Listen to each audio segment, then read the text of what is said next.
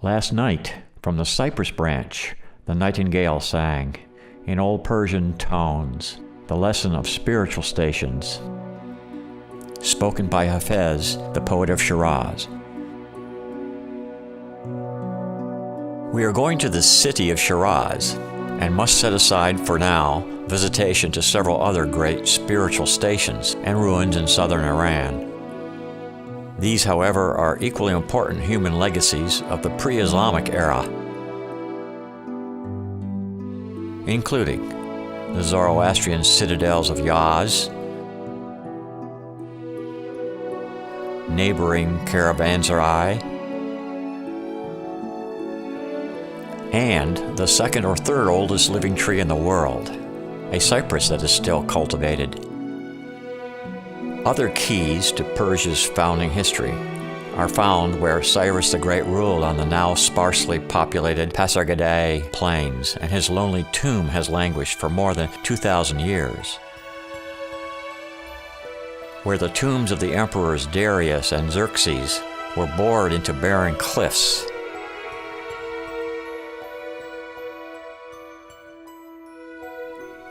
And most astonishingly, where the colossal capital of the Dariuses, known as Persepolis, still conveys a mystique of power that few other places in the world can match.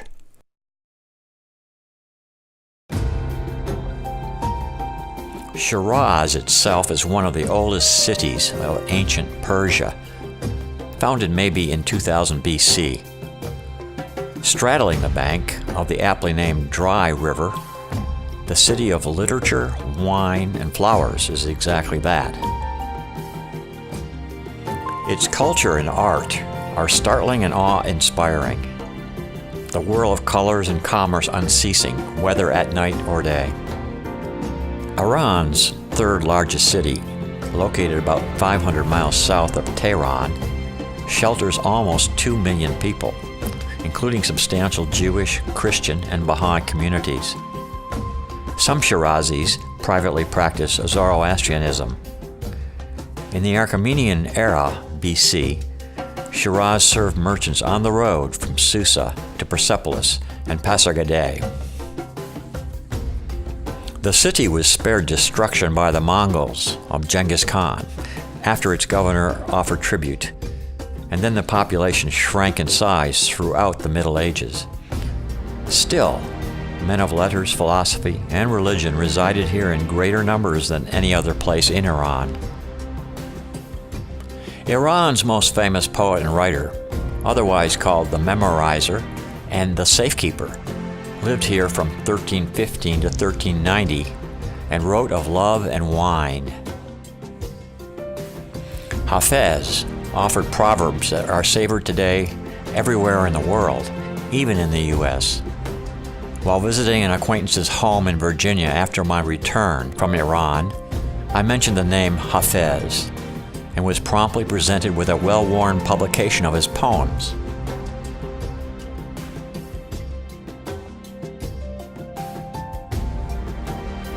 On one Friday evening, I joined a formidable line of people assembled at the entrance to Hafez's mausoleum at the Musalla Gardens in Shiraz. Young people and romantics frolic under orange trees, oaks, and cypresses.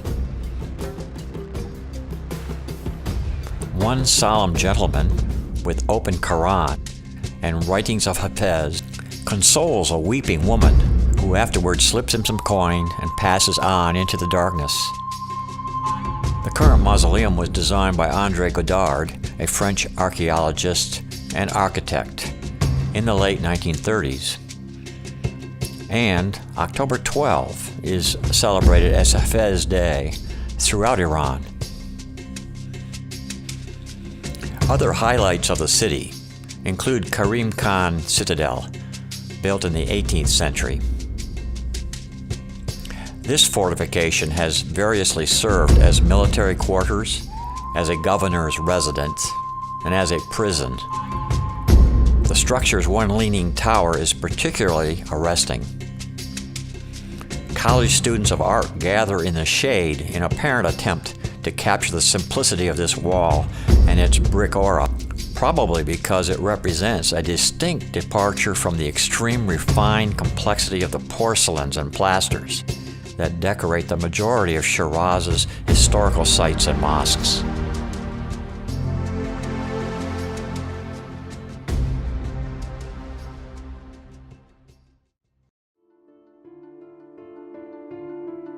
Away from the hubbub, the Iram garden is a world apart.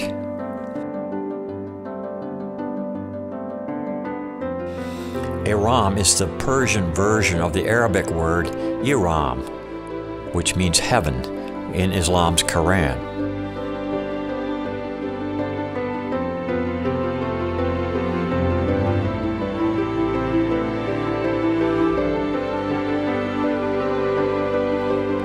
The beautiful three-story building constructed in the garden is based on the Safavid and Qajar styles of architecture and includes tiles inscribed with poems from Hafez.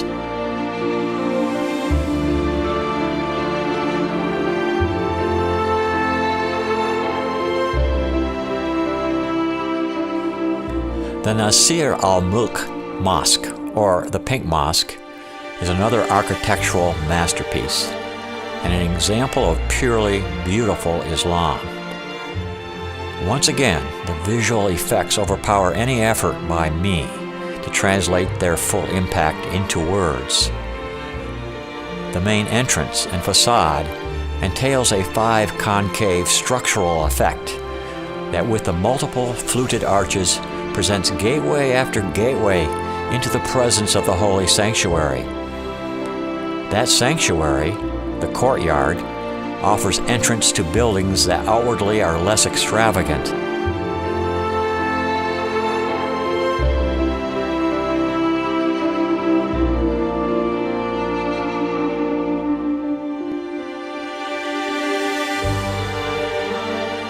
Because the woman I love lives inside of you, I lean as close to your body with my words as I can, and I think of you all the time, dear pilgrim. Hafez.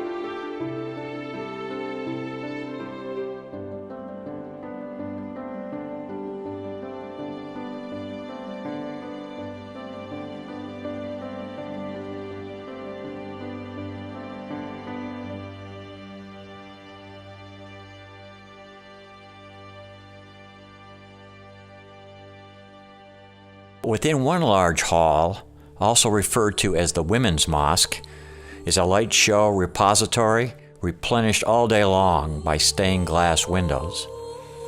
Built from 1876 to 1888 under the order of Mirza Hassan Ali, a Qajar ruler, the designated worship area is especially picturesque in the morning, when sunlight creates a kaleidoscope of colors splashed against the tiled walls, colorful Persian rugs, and modeling young women. As the sun moves and the day progresses, the intensity and tint of the colors enveloping a visitor are constantly changing. Whether the Pink Mosque is one of Islam's most beautiful worship rooms is debatable, but the stained glass is something very rare in mosque architecture. While the sun is playing with the mosque, a mountain shadow slowly uncovers the sleeping city. Shiraz's air has the smell of money and the fragrance of spices. Like the bazaars in Tehran and other Iranian cities, merchants stuff the caverns of Vakil Market, constructed in the Middle Ages, with condiments, copper, rugs, cloth, and every other imaginable object. The bazaar, of course, fed the appetites of the region's rulers and entrepreneurs from as long ago as the 13th century.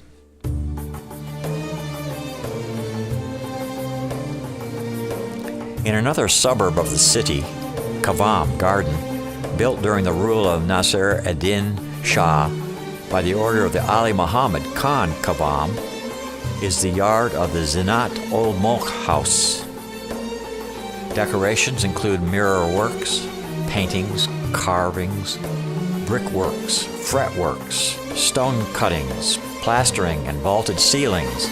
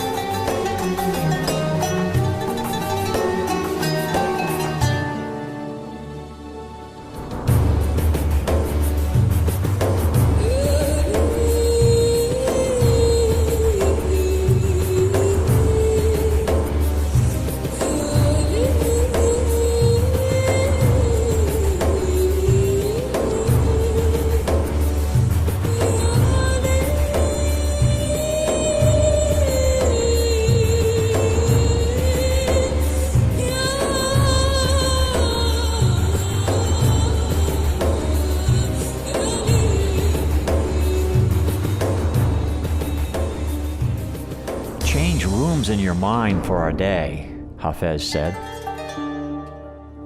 The fixtures and plasters and mirrors reflect back to oneself as daylight fades but casts rays and shadows through porticos and windows.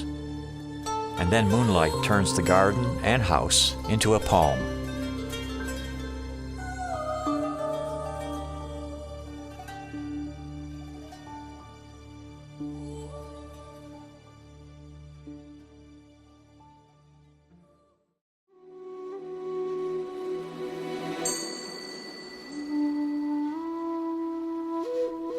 In the wilderness about 200 miles south of Tehran is a place called Half of the World. Isfahan, twice the capital of Persia, was the highlight of my journey to Iran in 2017.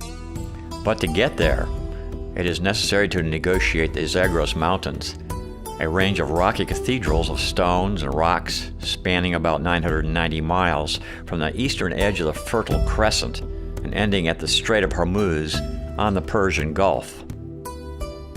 Although overgrazed and deforested, scattered valleys do nurture grains like wheat and barley, lentils, nuts like almond and pistachio, and fruit trees bearing apricot, plum, and pomegranate, plus grapevines.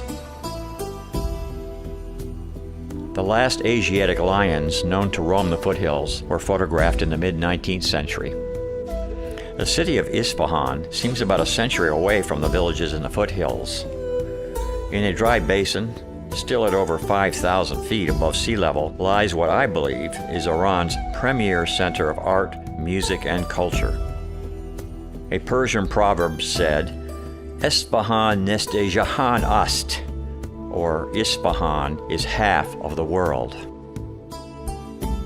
Isfahan is a north-south and east-west hub crossing Iran, and was once one of the largest cities in the world. In the 16th and 17th centuries, under the Safavid dynasty, it became the capital of Persia for a second time. The Nashe Jahan Square, translated Image of the World, in Isfahan, is one of the largest city squares in the world. It has been rightfully designated by UNESCO as a World Heritage Site.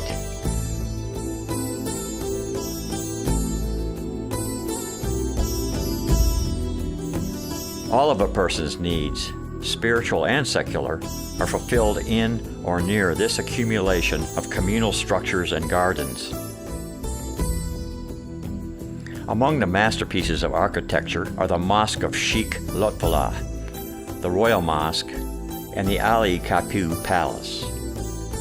At the north corner, the Grand Bazaar swallows up masses of shoppers.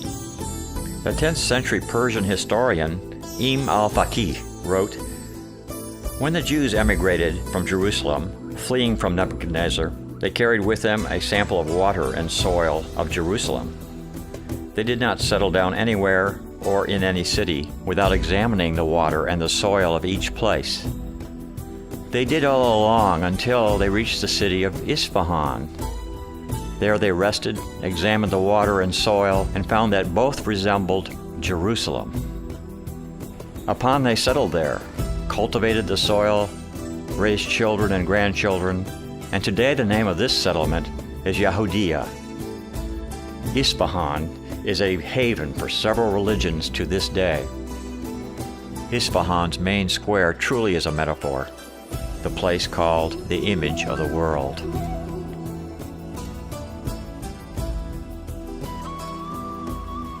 Reserves of petroleum are located in or near the southwestern foothills. Mining resources here have relatively direct access to the world transportation hubs through Hormuz.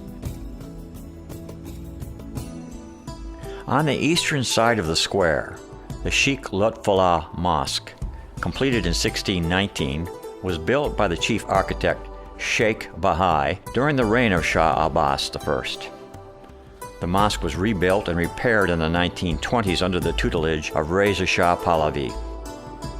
Unlike the public Shah Mosque, or the Royal Mosque, standing on the south side of the square, Lutfullah was intended as a private royal palace of worship. It has been open to the public, however. The inscriptions on the dome is written by the famous calligrapher Ali Reza Abbasi in Toulouse and Nastaliq styles.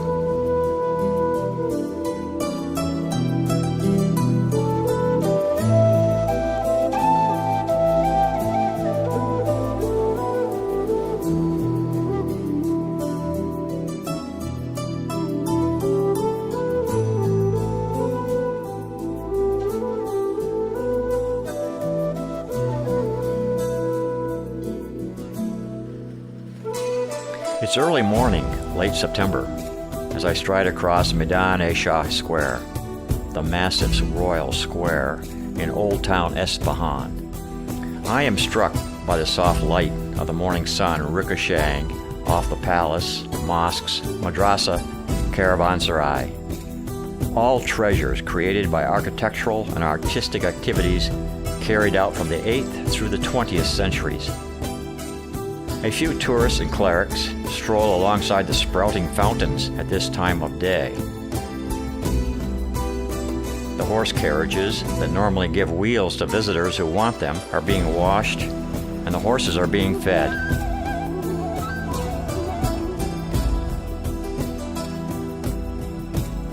There definitely is something profoundly sacred and profane also about this place, suggesting to me that Isfahan is among a few locations on this earth that is a kind of beacon of creativity and sensibility that is broadcasting outward to a larger purpose.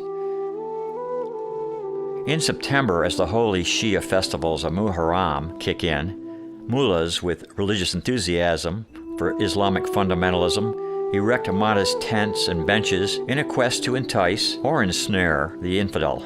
In extraordinarily friendly encounters, mind you. This is not the Islam of the battlefield by any stretch. Yet on the same field are reminders of the political demands that instruct modern Islam in the mid-world. Not so modest are the mosques that anchor the Grand Square. Besides the Lutfullah Mosque, which we already visited, is the even more extravagantly decorated Royal Mosque, its courtyard, the Winter Mosque, which is the east wing of that mosque, and the school or madrasa. Not surprisingly, given its long history of restoration, this large domed building, its halls and courtyard, tucked behind the main minarets and entrance mihrab, are currently under renovation, and parts are off limits to the public. The mosque core structure dates primarily from the 11th century, when the Seljuk Turks established Ishfahan as their first capital. Additions and alterations were made many times since then. A simplicity of the earth-colored exterior almost doesn't prepare the visitor for the complexity of the interior decor. Cupola, or dome soffits, the undersides, are a blast of very geometric designs and often include an oculus, which is a circular opening to the sky.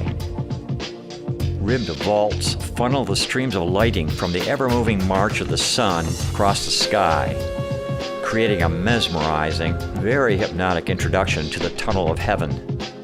Creative arrangement of bricks, mysterious motifs in stucco and tile work, and a perfectly constructed echo chamber in the center of the dome defy easy description, as the timeless project entails an entanglement of refined artistry and application of geometry and physics.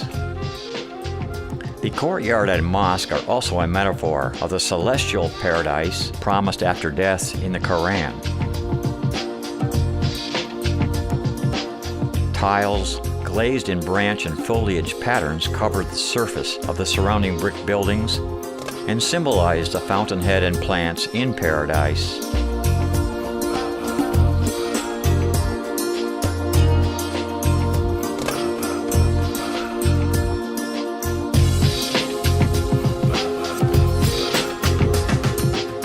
A domical ceiling, like others we have seen, shines like a kaleidoscope.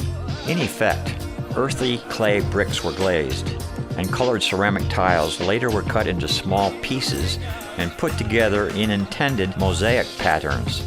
It would have taken too much labor and time to cover the whole surface of the enormous royal mosque by this method.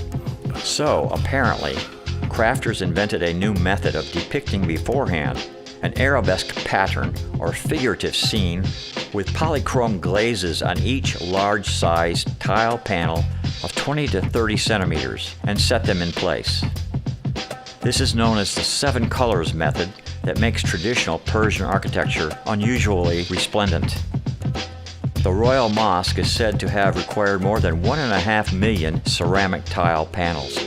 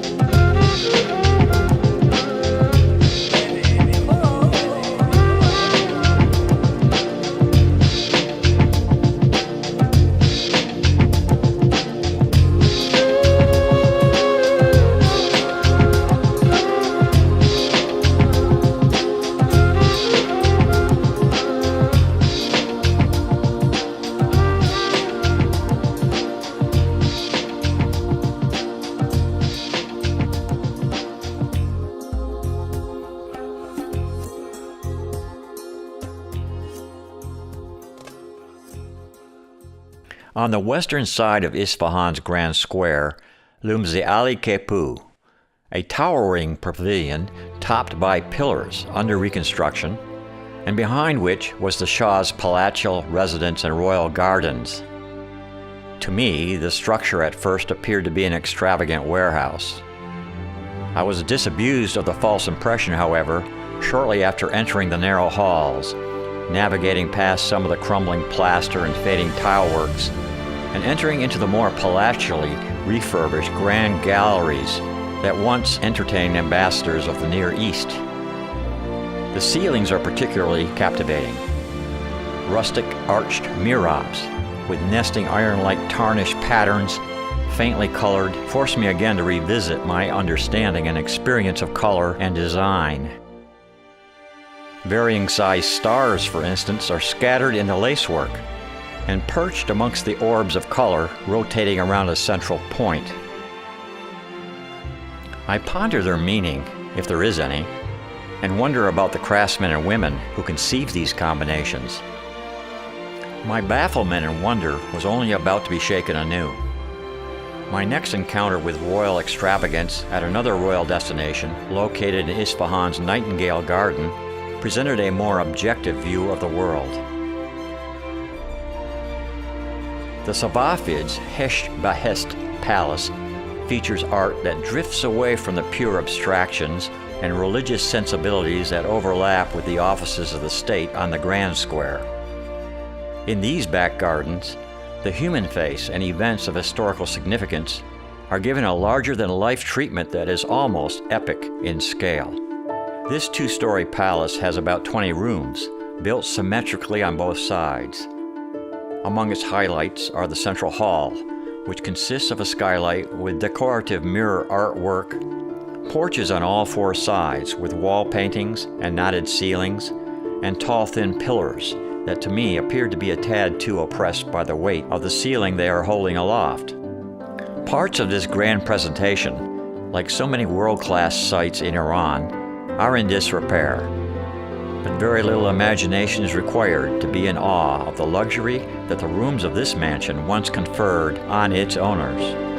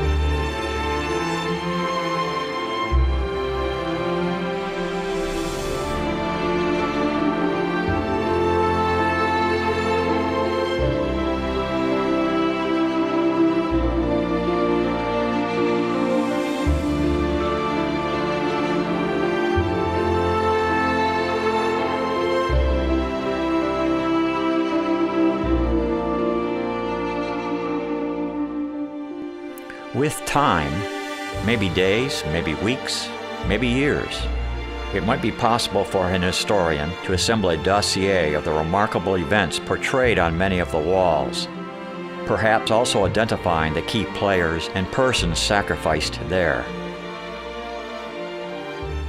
All the battles, conferences, and celebrations offer clues of a culture in retreat, but the details, persons with and without heads, heads with or without persons, beards, mustaches, weapons, fashions of men and women, are treasures beyond words for the modern citizen to protect and cherish.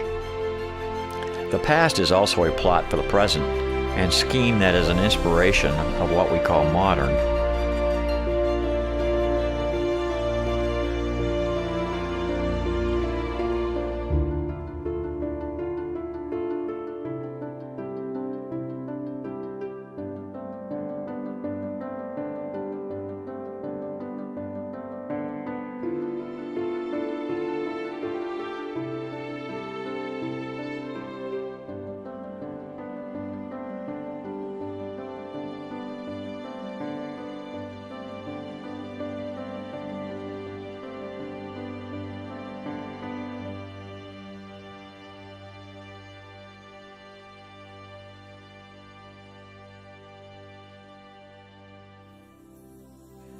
Back at my hotel in Isfahan, the Abbasi, lucky tourists who secure a room there are introduced to hospitality that official Iran hopes will be appreciated by its guests.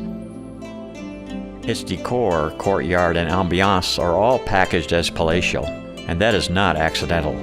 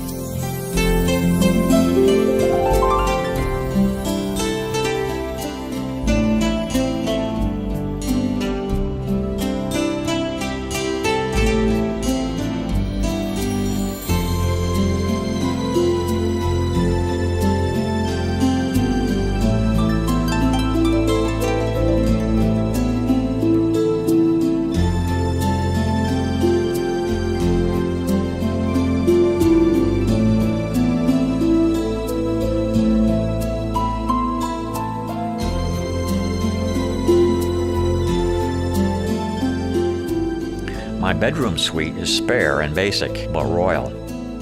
The morning buffet breakfast was another familiar treat as my journey was coming to a close.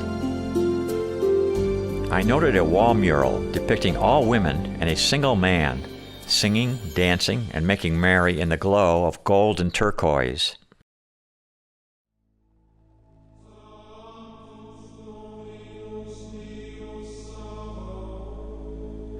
A memorial to an Armenian catastrophe, known as the Ottoman Massacre of 1915, has been established in Isfahan, where Orthodox Armenian Christians still number more than 10,000. The memorabilia of the catastrophic event is housed on the grounds of the famous Vank Cathedral in the new Jolfa quarter of the city, and are a somber tribute to an event that devastated a non-Muslim population in this region under the Ottoman, not Persian rule. The Holy Savior Cathedral, or Vank, is a UNESCO World Heritage Site and undoubtedly one of the most beautiful churches in Iran.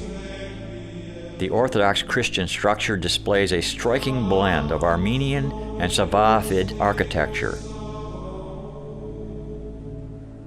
Built in 1606 and expanded in 1655, the church accommodated the needs of Armenian refugees from Ottoman lands. Adjacent vaults essentially draw from both the Christian and Islamic sensibilities. One literally drowns in the scenes from the Bible.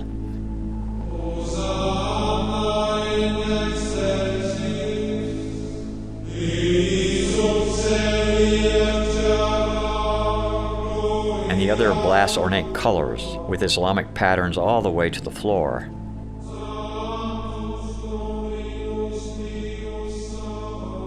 A blue and gold painted central dome depicts the biblical story of the creation of the world and man's expulsion from the Garden of Eden. A cherub's head surrounded by folded wings is a distinctly Armenian motif.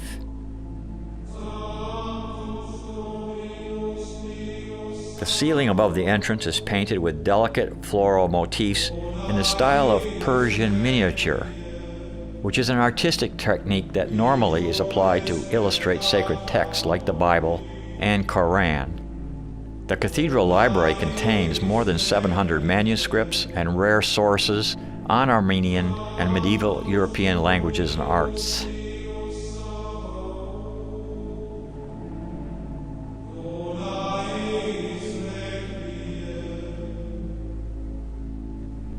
Two bands of paintings and murals cover the interior walls. The top section depicts events from the life of Jesus, while the bottom section depicts tortures inflicted upon Armenian martyrs by the Ottomans.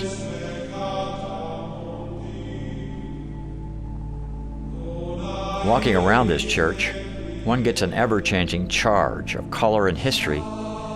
I only wish I knew more of the myths and history, as the hundreds and maybe thousands of characters depicted are overwhelming.